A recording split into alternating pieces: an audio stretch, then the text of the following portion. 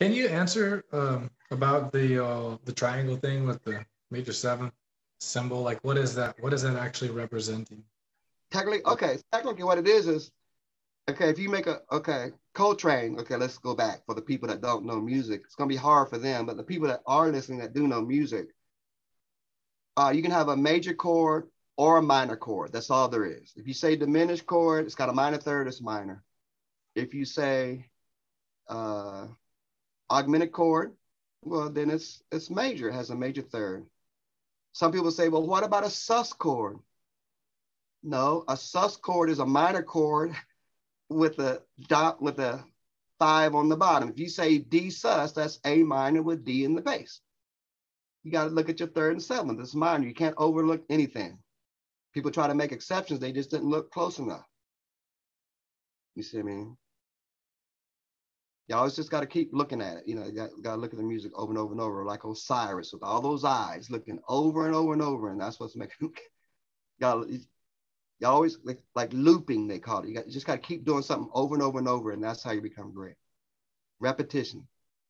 The triangle, if you have a clock, right, and you give every number on the clock just a chromatic note, 12 o'clock being C, 1 o'clock being C sharp, 2 o'clock being D, 3 o'clock would be D sharp, like that. 4 o'clock would be E, so that's a major third. From 12 o'clock, C to E is a major third.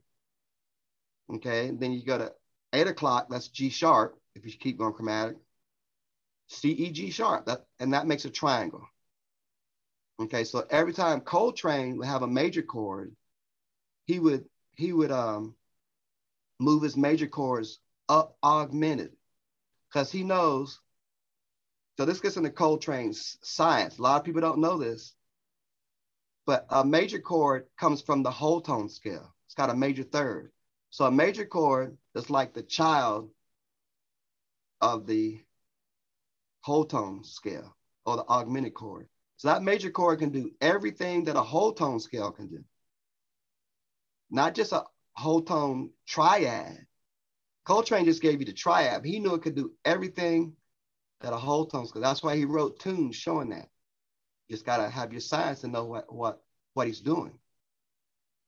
But all this stuff is very playable once you master it. You see what I mean? It's not just for jazz.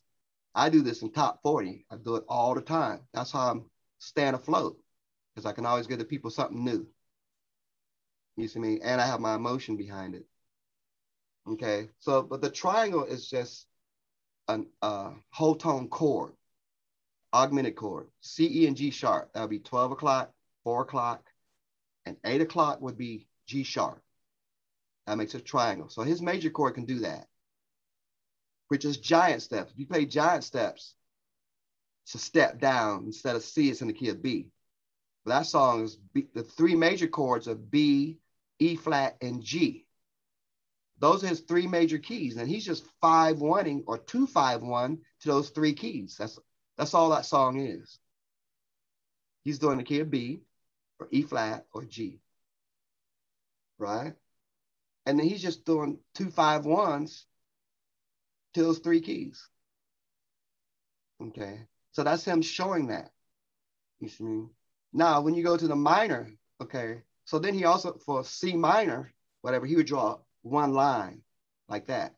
But what that is, it's really a square. He's just not going to draw a big old bulky square. He just draws one line of the square. And what that is, so there's only major chords and there's only minor chords. The ultimate minor chord, the ultimate minor scale is diminished. So he knows that, because diminished is whole step, half step, that's minor, whole step, half step, minor, whole step, half step, minor, whole step, half step, minor. So he's getting to that. So he draws, so C minor is actually C diminished. That C minor, which is a watered down diminished chord, can do whatever that diminished does. So that's why his minors can move minor thirds and his major chords can move major thirds. And that's the triangle right there. A triangle, that's the pyramid rather. A pyramid is a triangle on the sides and a square on the bottom. So a triangle in my language, in Coltrane's language, is whole tone on the sides and diminished on the bottom. And that's why he's thinking that those pyramids are talking about musical principles. And he learned that from other people. He had help, mainly like Monk, the architect of bebop. These guys were into that. Charlie Parker, Miles Davis, and a bunch of other guys were really into that kind of science. Even Louis Armstrong, Buddy Bolden, people way back then, this kind of thinking was here in America already. Because I had a teacher, my teacher, Consuelo Lee, Moorhead. Consuelo Lee, that's Spike Lee's aunt. Bill Lee is Spike Lee's dad. Consuelo Lee was my teacher, and that's Spike Lee's aunt and Bill Lee's sister. So I was in her class, and then after she left the college, after they fired her from the college for popularity reasons, we used to go to her house, and then we bring her to our house, and she was right there. She took lessons from Thelonious Monk. She saw Charlie.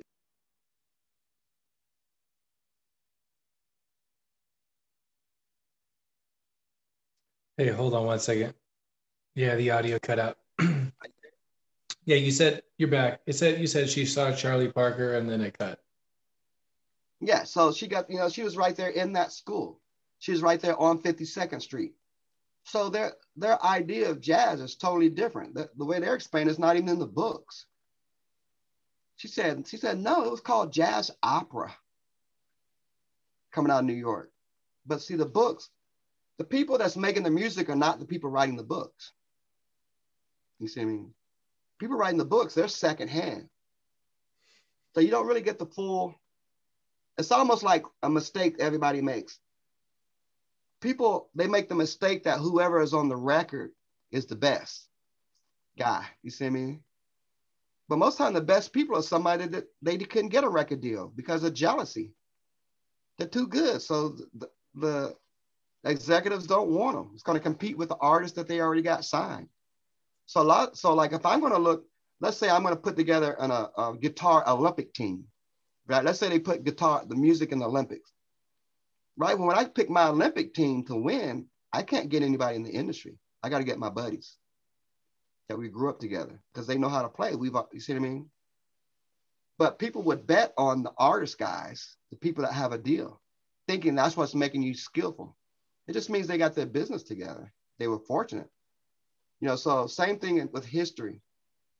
When you study history, you have to look behind it. The guy writing the book, believe me, he wasn't on the battlefield. You see what I mean? We need somebody that was there. Then you get a real answer. And that's how I do my knowledge too. You see what I mean? It's not always just a straightforward book. You got to do the research around it. You see what I mean? That way we can really use it. I want to use that technology. Okay, so yeah, jazz was actually a whole lot different than what they say. And I know that just from playing it. Just like you learn classical theory, as far as really developing, you're not going to get very far at all. You know what I mean? With the classical theory, a lot of school theory, you're not going to get very far until you do the research on your own, and then that'll lead you to somebody. You see me? And that's what I had to do. I went to college, but that led me to people like, I say, man, you should be the guy. Your name, you see what I mean? Kind of like that. Yeah, so just a lot of researching will get you where you're trying to go. But there you go. There's your triangle and there's your square or that straight line.